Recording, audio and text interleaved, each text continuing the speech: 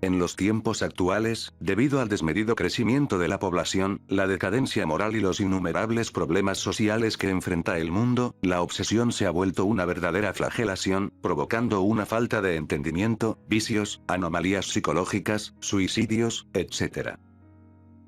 La ciencia humana continúa sin aceptar los conceptos espíritas sobre este asunto, dejando por ello de ofrecer la oportunidad de curación a innumerables pacientes que la buscan.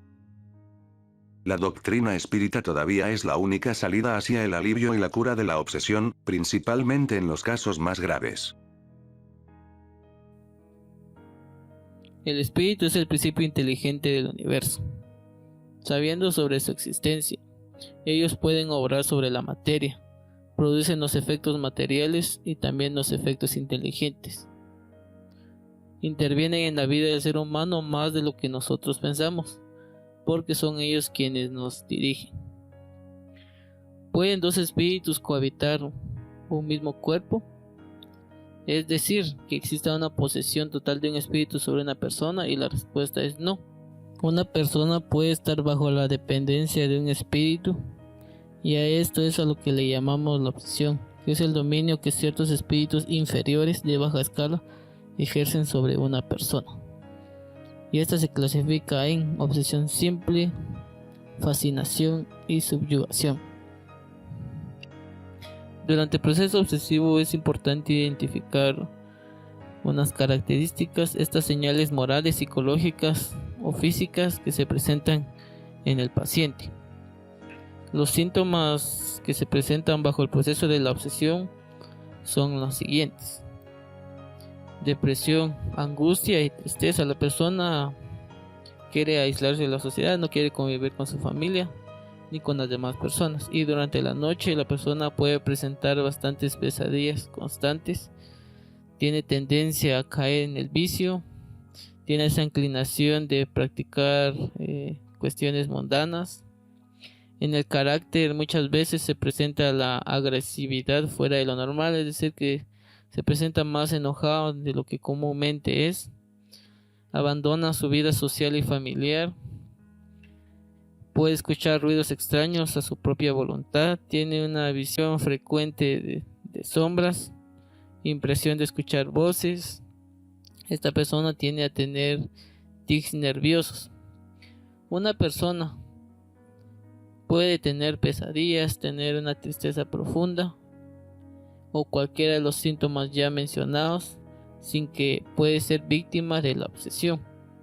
Lo que identifica la obsesión es que estos síntomas se presentan constantemente, y cuando vemos que estos síntomas son constantes en la persona, es porque la persona se encuentra bajo el proceso obsesivo.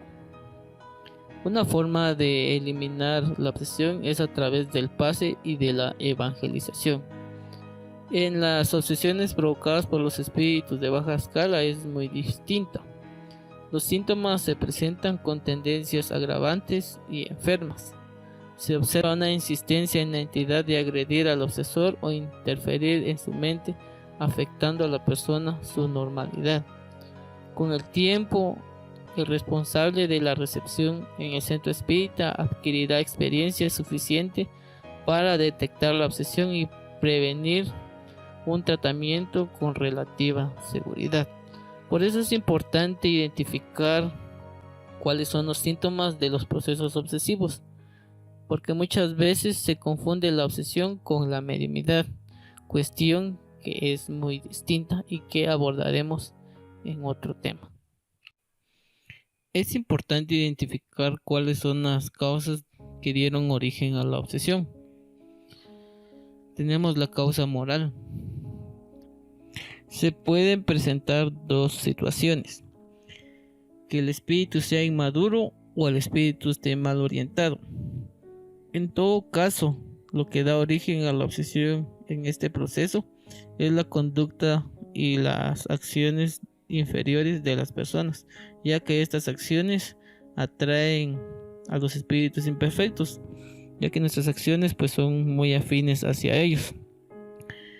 Es decir, si un espíritu que perdió la vida era muy enojado y en nuestro caso asumimos esa actitud, Los espíritus que se van a acercar a nosotros van a ser de la misma categoría.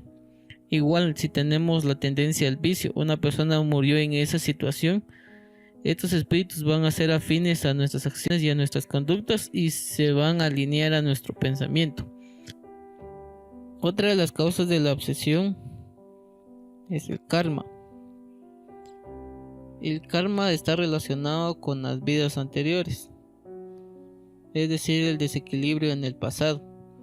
El término karma es una palabra antigua que significa acción y puede decirse que es la acción de una persona en su trayectoria evolutiva, es decir, durante todas las existencias que ha tenido en esta tierra. Bien sabemos que el Evangelio según el Espiritismo nos dice que todas nuestras acciones, buenas o malas, tienen un resultado y nuestras acciones malas tienen que pagarse. Si no se pagan en esta vida, se pagan en la otra. Y recordemos que el Maestro Jesús nos decía que no vamos a dejar esta tierra hasta que paguemos el último cuadrante. A través del karma nosotros hablamos acerca de la ley de acción y reacción, es decir, a la causa y el efecto, que regulan estos procesos, es decir, todas nuestras acciones que nosotros hacemos hacia los demás van a regresar en algún momento hacia nosotros. Y es lo que comúnmente le llamamos el principio de la ley de acción. El compromiso en el pasado a través de las ataduras vibratorias, es decir, de nuestras faltas o compromisos que tenemos con nuestro prójimo, atrae al desencarnado, es decir, al espíritu obsesor, viendo consumida la fase de infancia de su enemigo, inicia su influencia maléfica sobre él. Los espíritus nos van a estar estudiando durante varios años. Durante 2 años se instala la obsesión, presentándose una mayor o menor gravedad según las circunstancias de cada caso. En esta causa nos explica que el origen de la obsesión es por un inconveniente que hubo en el pasado con nuestro prójimo o puede ser en la vida presente. Recordemos que el ser humano está compuesto de 3 partes: un cuerpo físico, un espíritu y un perispíritu. Al morir perdemos un cuerpo, el cuerpo material, y solo nos quedamos con el cuerpo espiritual. ¿Qué nos llevamos? Nuestra verdadera propiedad, dice el Evangelio según el Espiritismo. Nuestra individualidad, nuestro conocimiento y nuestras cualidades morales. Entre nuestras cualidades morales están nuestras virtudes y nuestros defectos. Y uno de nuestros defectos es que nos cuesta perdonar. Si la persona que perdió la vida física, ahora que ya vive la vida de espíritu, no logró perdonar a su prójimo por alguna acción, ya sea consciente o inconscientemente, este tendrá en su corazón la idea de vengarse, y cuando encuentre la oportunidad para hacerlo, lo hará por medio de un proceso obsesivo. Se hace un importante estudio acerca de los fluidos espirituales. Examinamos desde distintos puntos de vista y se puede concluir que los ambientes materiales poseen una especie de atmósfera espiritual creada por las personas que viven en ella. De ahí se obtiene que en los centros espíritas, en los terrenos de las iglesias, los hogares, los locales de trabajo y de diversión constituyen verdaderos núcleos de magnetismo espiritual creados por el pensamiento de las personas que se encuentran en dichos lugares. Aprendemos que en esos ambientes constituidos por personas más o menos imperfectas, donde se asocian espíritus desencarnados con tendencias afines, y debido a esa relación que tenemos los seres humanos unos con nosotros, llevando nuestros problemas, nuestras tendencias al vicio, nuestras imperfecciones, se va creando un ambiente, y ese ambiente es el que va a perjudicar a los demás, y de ahí puede ser el origen de una causa obsesiva. La última causa hace referencia a la autoobsesión, que la mente de la persona enferma se encuentra en una condición parecida a una persona que padece de neurosis. Es una situación donde la persona se atormenta a sí mismo con pensamientos de los cuales no consigue liberarse. Existen bastantes casos graves donde el mismo paciente no acepta que su mal reside dentro de él mismo. Acá no existe un espíritu, sino es la misma persona que se está ocasionando ese mal. La obsesión se clasifica de la siguiente forma, según el grado y según los sujetos. El proceso de la obsesión posee causas, consecuencias y señales diversas. El codificador clasificó la obsesión en 3 categorías distintas según su grado de manifestación, en obsesión simple, fascinación y subyugación. La obsesión simple ocurre cuando la persona se limita a su voluntad, emoción y pensamiento. El espíritu inferior incomoda a la persona, pero no domina en profundidad su pensamiento ni su voluntad. Alguien que tenga el sueño perturbado por pesadillas puede estar siendo víctima de una obsesión simple. Mientras tanto, los efectos provocados por esos sueños, si permanecen durante todo el día perturbando al enfermo, el caso puede ser clasificado como una subyugación moral. Los pacientes portadores de depresiones de carácter leves pueden ser víctimas de obsesiones simples. Sin embargo, en la situación psicológica genera el predominio de los malos pensamientos. En la fascinación, podemos decir que la fascinación es un proceso obsesivo en el cual el espíritu obsesor comienza a crear imágenes que no existen dentro de la mente de la persona. La persona fascinada en este proceso se encuentra dentro de una profunda ilusión instalada dentro de su mente enferma. Afecta sus facultades intelectuales, distorsionando su razonamiento, su capacidad de juicio y de razón. El espíritu obsesor engaña al enfermo explorando en sus flaquezas morales, engañándolo con falsas promesas. Es decir, que le puede ofrecer bienes materiales, dinero. En una subyugación, que es el tercer grado de la obsesión, es un tipo de obsesión que se presenta en un grado muy elevado, en la cual el espíritu domina el aspecto corporal y moral del paciente. Cuando la subyugación es moral, se diferencia de la fascinación, porque el paciente sabe que está obsesado. En la fascinación, él niega que lo esté. La crisis provocada en esta categoría de obsesión son conocidas en el lenguaje popular como posesiones. Ese término es inadecuado, pues no se llega a poseer el cuerpo físico por parte del espíritu desencarnado. Lo correcto es afirmar que alguien está subyugado por un espíritu, es decir, dominado. En conclusión, podemos decir que la fascinación, el espíritu tiene el 25% de control de la voluntad de la persona, mientras en la fascinación el espíritu obsesor tiene el 50%, y en la subyugación el espíritu obsesor tiene el control total de la persona.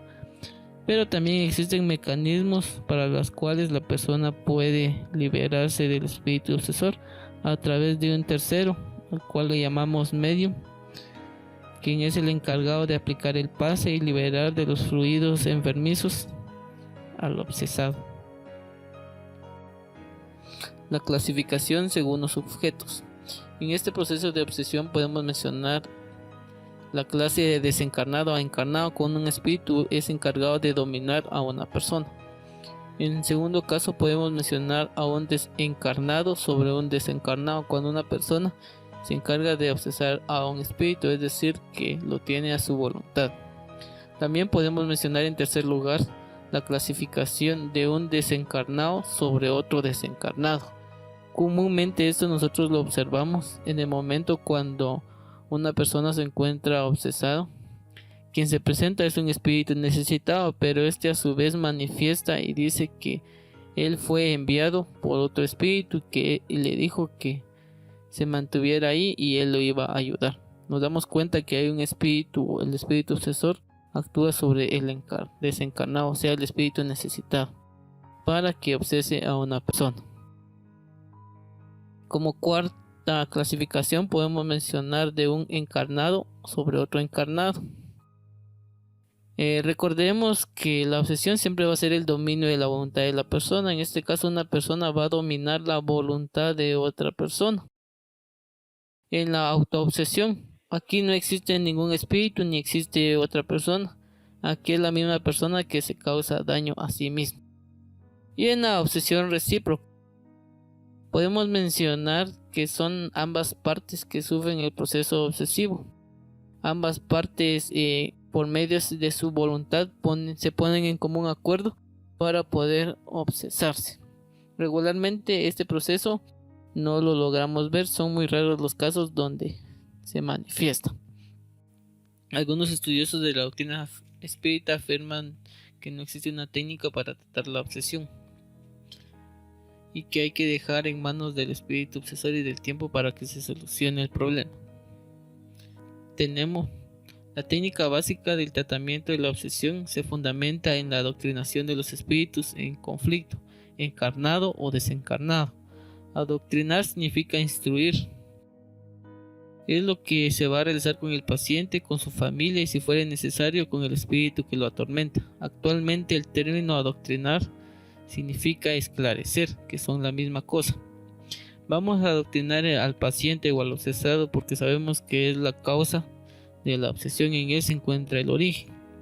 Debemos convencer a la persona de que deje de tener esos malos pensamientos. Vamos a adoctrinar también al espíritu obsesor a la luz del Evangelio, demostrándole que tenemos el derecho de hablar con autoridad moral y que tal autoridad solo viene de la superioridad moral, es decir, del ejemplo.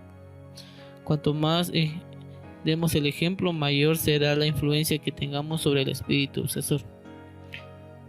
Y no es eso todo, pues para asegurar la liberación del obseso se necesita asimismo llevar al espíritu perverso a renunciar a sus malos propósitos, moviéndolo a arrepentirse y a desear el bien por medio de la instrucción habitualmente administrada. También debemos de adoctrinar a la familia del obsesado. Como sabemos que la causa está en el paciente, como también está en todos los integrantes de la familia. Durante un periodo en las sesiones públicas hay que adoctrinar a la familia, inspirándole esos buenos pensamientos y resoluciones junto a sus miembros, ayudándoles a encontrar los caminos para su vida. Aparte de las técnicas de desobsesión, también tenemos el tratamiento de la obsesión, que son los medios coadyuvantes, es decir, los medios que nos ayudan de forma directa e indirecta para tratar el proceso obsesivo. Tenemos número 1, la fluidoterapia. Ya el Evangelio según el Espiritismo nos habla de la necesidad de la fluidoterapia. Podemos magnetizar el agua, aplicar el pase o la imposición de manos sobre el agua y luego dárselo al enfermo. También podemos hacer la práctica del pase, el pase de dispersión para alejar los fluidos enfermizos sobre el paciente, y el pase de reposición para poder reponer esas energías que han sido obstruidas por medio del espíritu obsesor. Otro método coadyuvante es la lectura de los libros espíritas. Muchas veces, cuando la situación psicológica del paciente es favorable, es importante aconsejarle la lectura de los textos del Evangelio para que vaya leyendo a diario de 20 a 30 minutos. Los libros que son recomendables en estos casos es el Evangelio según el Espiritismo, Jesús en el hogar, psicografiada por el hermano Francisco Cándido Xavier. Podemos leer también el libro de los Espíritus, el Génesis, el libro de los Mediums o cualquier otro libro que nos traiga algún mensaje para esclarecer la situación en que estamos viviendo. Lo que sucede es que muchas veces hay personas que se les asiste y no comprenden cuál es el proceso que están viviendo, y por eso es muy difícil atender estas situaciones. También tenemos los mensajes doctrinarios. Muchas veces se nos es imposible leer o no tenemos esa capacidad para leer. Podemos asistir a los centros espíritas para que nos esclarezcan. Otro método coadyuvante es la oración. En todos los casos de obsesión, la oración es el más poderoso auxilio de acción en contra del espíritu obsesor. Recordemos que Dios no se limita a los que piden, sino a los que también apoyan. Otro método coadyuvante es el trabajo en el bien. Recordemos que fuera de la caridad no hay salvación, es decir, que debemos hacer algo útil para el prójimo. Otro método coadyuvante y muy importante son los cuidados médicos. Todos los procesos obsesivos no son enfermedades físicas, pero a lo largo del tiempo estos fluidos que transmite el espíritu obsesor van materializando la enfermedad en el paciente, y por eso es necesario atender a las recomendaciones de los médicos. En conclusión, podemos decir que la obsesión es el dominio que ejercen ciertos espíritus de baja escala, en especial los espíritus del tercer orden, que se encargan de dominar a ciertas personas a través de este proceso, ya sea de forma simple, por la fascinación o la subyugación. Tenemos bastantes técnicas, y entre la más generalizada, que es eficaz contra la acción del espíritu persistente, es el adoctrinamiento tanto del espíritu obsesor, del paciente y de la familia. Y los métodos coadyuvantes son aquellos que nos ayudan para poder comprender la situación en que estamos viviendo y superar este proceso obsesivo, recordando en última instancia la recomendación del maestro cuando él dijo: contra esta casta de espíritus solo la oración y el ayuno basta, y después de atender a los necesitados con toda autoridad moral decía, no vuelvas a pecar para que no te suceda algo peor. Debemos cuidar de la reforma moral del obseso, orientar a su familia, recomendando el evangelio como fuente inspiradora, aplicar pases y conversar con el obsesor cuantas veces fueren necesarias.